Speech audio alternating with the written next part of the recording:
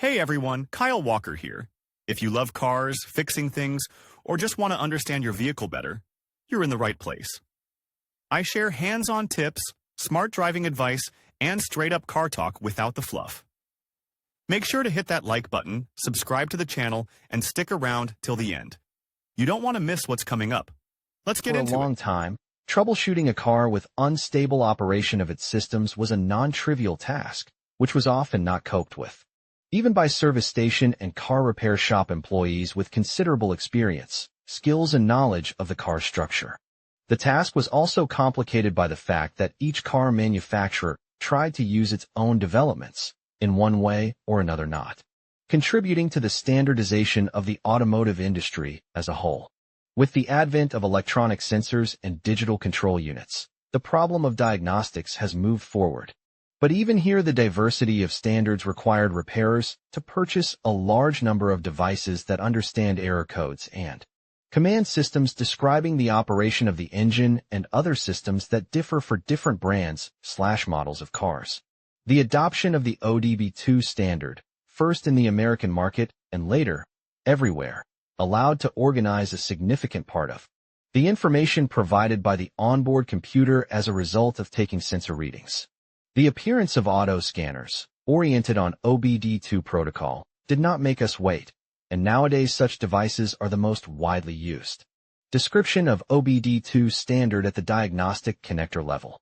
Attempts to automate diagnostic tools have been made since the appearance of onboard computers in the mid-70s. As a matter of fact, it was difficult to call these devices computers. This term appeared much later. Electronic control units of power units already had primitive means of self-diagnostics, but they could be used only by specialists. By closing certain contacts of ECU connector. The necessity of unification of data exchange between automotive peripherals and control unit was discussed in the early 80s, and it was then that the first attempt to realize this idea was made. General Motors specialists developed a data exchange protocol using the ALDL interface of their own design, which was initially used only on cars of this brand.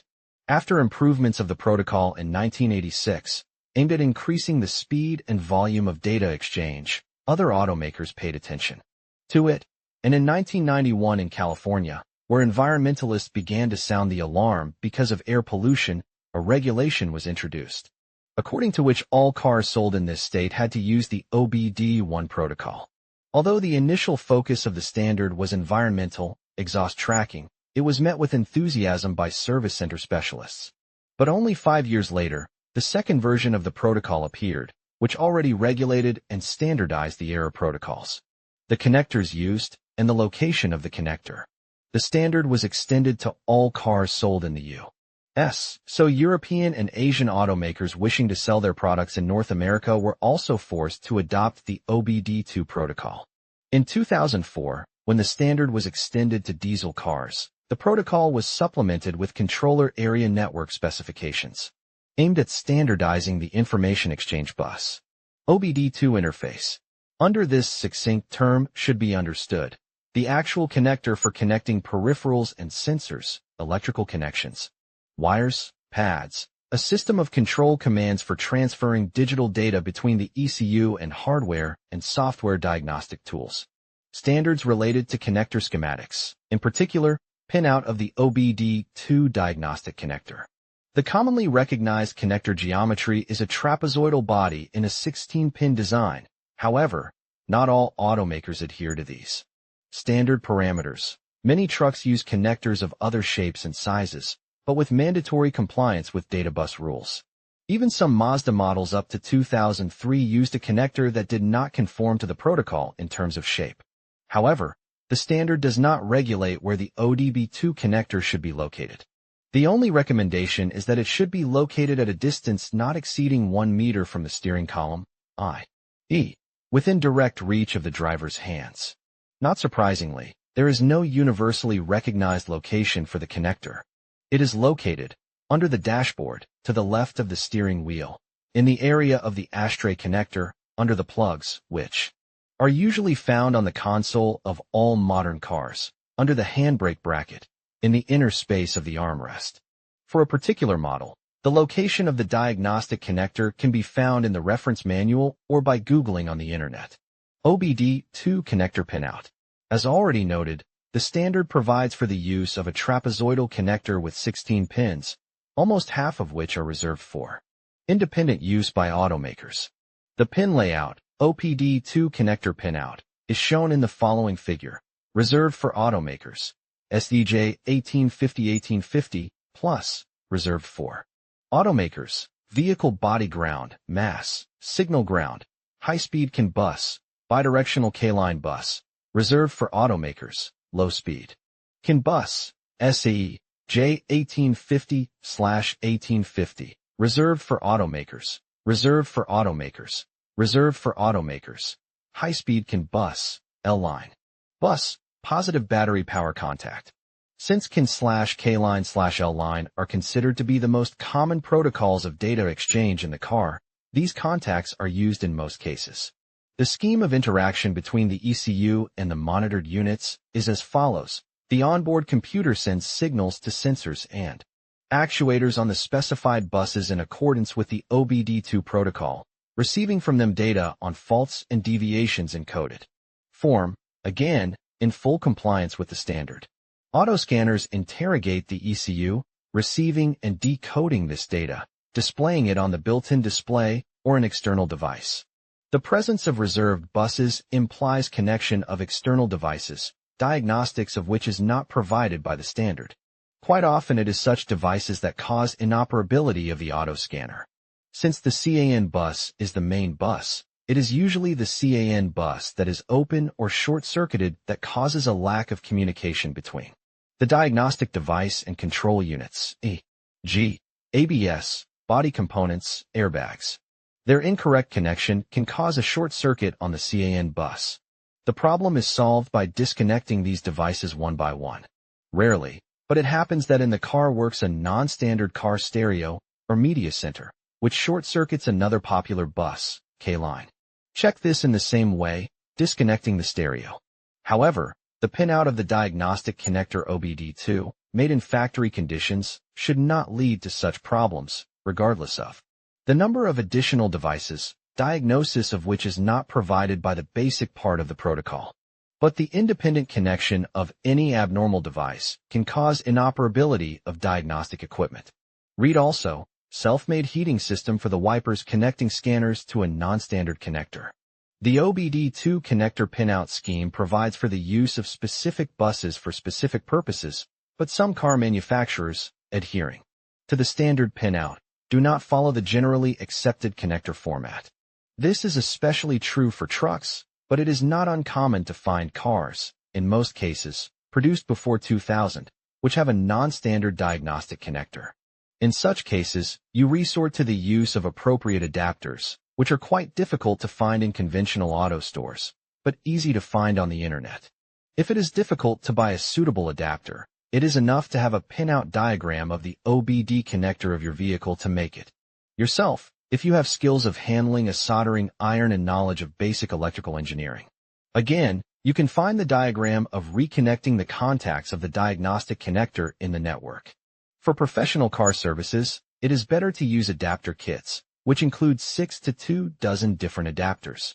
When using them, the non-standard connector of the adapter is connected to the OBD port of the ECU, the second connector, to the port of the diagnostic cable, as an option, directly to the autoscanner. There are also situations when the use of an adapter does not allow you to perform diagnostics because the ECU simply does not support the work on the OBD protocol. In this case, we are talking about older cars. You should look for the appropriate scanner. Connecting auto scanners to Android devices. This procedure can be performed using a wireless connection via Wi-Fi or Bluetooth. The most common in our country scanner adapter ELM327 allows you to use only Bluetooth connection, but there are many budget car scanners with Wi-Fi function, so let's consider this option first. If you are the owner of a rather ancient smartphone, for example, running under Android 2.2, you will not be able to use Wi-Fi connection due to the lack of support for ad hoc networks in this version of the operating system. The problem is solved by installing the appropriate application. The procedure for connecting the adapter to a smartphone Connect the scanner to the OBD2 connector on the ECU. Wait for about 20 seconds.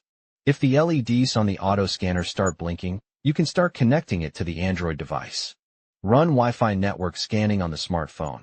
The list that appears should contain an entry like Wi-Fi_OBD2 or its variations. We need to make some settings, for which we press the name of the network that appears and select Change Network from the menu that appears. On the screen that appears, check the box next to Advanced Settings.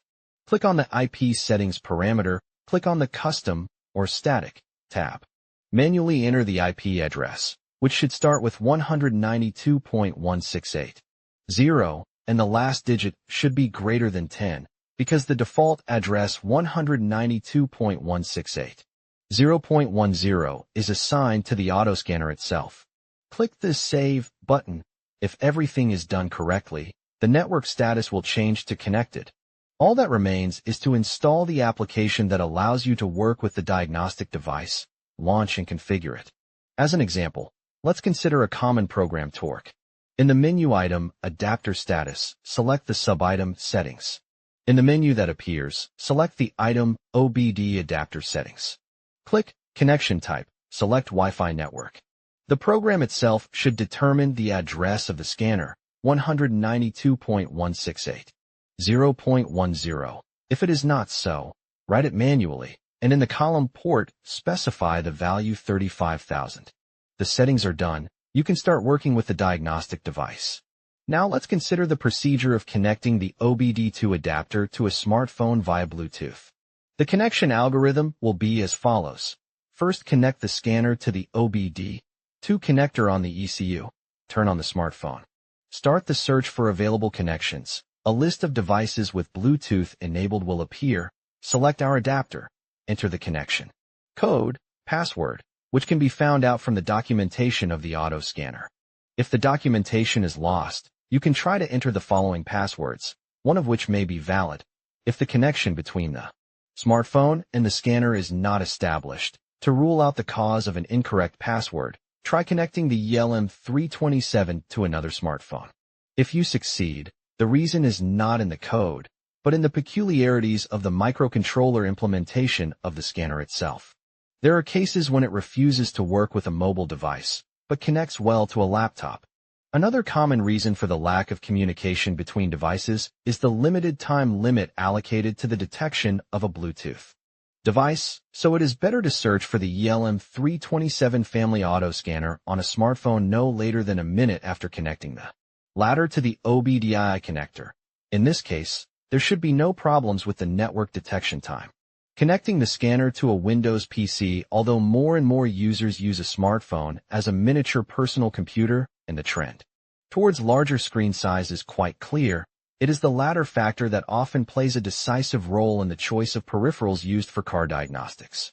Still, 5 and 15 inches is a noticeable difference, and smartphones are still clearly inferior to their older counterparts in computing power.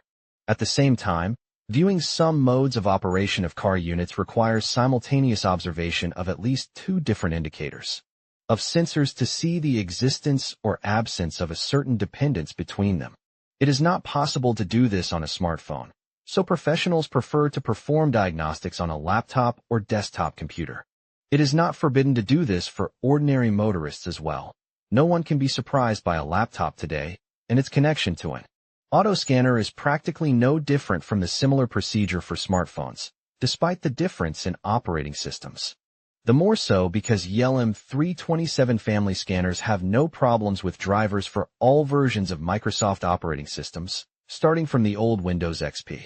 Another thing is whether the scanner supports your car model. You can get this information from the adapter documentation or on the manufacturer's official website. Usually the diagnostic device comes with the corresponding software supplied on a CD disk.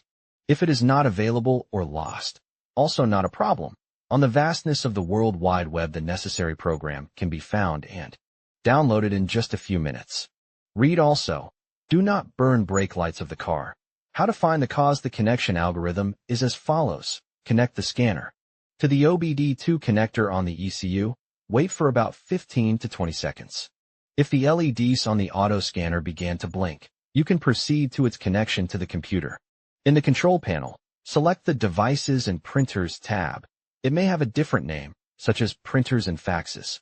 Add the detected Bluetooth adapter, which must have a name that includes the word OBDI, OBD2, or CHX. When prompted to enter the PIN code, enter the combination 1234, default password for ELM327. If it does not fit, the combination 6789. After adding the auto scanner, the COM ports reserved for it will be displayed. The last one should be memorized. After launching the diagnostic utility, it is necessary to specify the port that we have previously memorized in the program settings. That's all. The setting part of the work is done. All that is left is to turn on the engine and start diagnosing it. Connecting the scanner to the iPhone, Apple smartphones, gadgets are unique. Suffice it to mention that in these devices Bluetooth is designed to work exclusively with a telephone headset. To use the capabilities of this network protocol to the fullest, you will have to install the ODB2 utility, get it from Cydia, along with the OBD add-on. You will have to pay about $5 for the program, but if your scanner does not have Wi-Fi, it will cost much more. So for ELM327 Bluetooth scanners, Bluetooth is the best option. The connection procedure is as follows. Connect the scanner to the OBD2 socket. Start ODB2, activate Bluetooth. In the list of available Bluetooth devices, select our adapter, which should be called generic OBD token or similar. Enter the PIN code specified. In the scanner manual, as soon as the connected message appears, start the diagnostic utility. There is a -CMD program on the CD that comes with the scanner.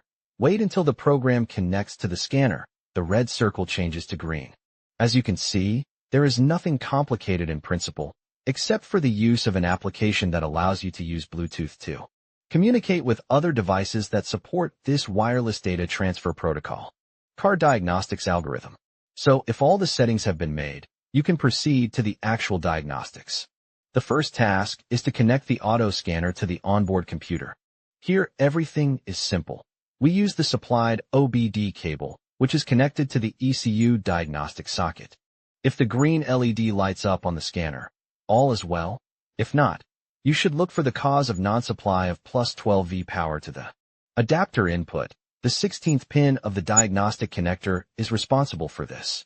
If the fuse protecting this section of the circuit is intact, there may be a circuit break or short circuit that needs to be eliminated. For a standalone scanner, no additional action is needed. But when using the most common in our country adapter family ELM327 or analogs will require its connection to a smartphone, laptop, or any other device with a display. How to configure the OBD2 adapter to Android devices or laptop running under Windows, we already know. After connecting via wireless connection, advanced scanners may also have a LAN port. Run a diagnostic program on the computer. The list of such software is quite extensive. See the article on choosing an auto scanner. The first thing you need to do is to specify the car make/model, year of manufacture, and engine type. After turning on the ignition, the self-diagnostic mode will start. This will be indicated by flashing LED lights on the dashboard, after which the static fault detection mode will start. The diagnostic process should be accompanied by flashing LEDs on the auto scanner. At the end of the process, the program will request the codes of detected errors from the ECU and display them on the screen in a readable form. If the utility is Russified, the messages will be in Russian, but Chinese manufacturers often send inaccurate translation, so it is desirable to record also the numerical code of errors, which should be subsequently analyzed, and try to eliminate the fault. Most auto scanners have a mode of erasing errors from the onboard computer memory. This option should be used after each scan. Turn off the ignition and after a few minutes start the engine. Let it run for 5-8 minutes, after which we make a short test drive, accompanied by all possible maneuvers, turns in both directions, braking/acceleration, reversing, turning on all lights, and, if possible, other electrical equipment. After the test drive, we switch on the diagnostic mode again and compare the results with the previous ones. Those errors that remain are active and require a reaction from the car owner. Almost all auto scanners, in addition to detecting faults, allow you to observe the work of monitored systems in dynamics with the engine running. Parameters of their functioning are displayed on the display in the form of symbolic numeric or graphical information, the interpretation of which requires certain skills and experience. Usually, it is the prerogative of professional motorists or auto electricians. Error code decoding. One of the main advantages of the ODB2 protocol is the unification of fault coding, which guarantees the same interpretation regardless of the make/model of the vehicle. The fault code structure is shown in the following figure.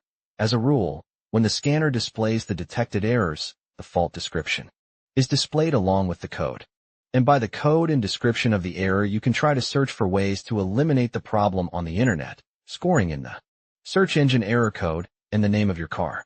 Workers of car service centers in principle are well aware of what each error means and what should be done to correct it. But motorists should be careful.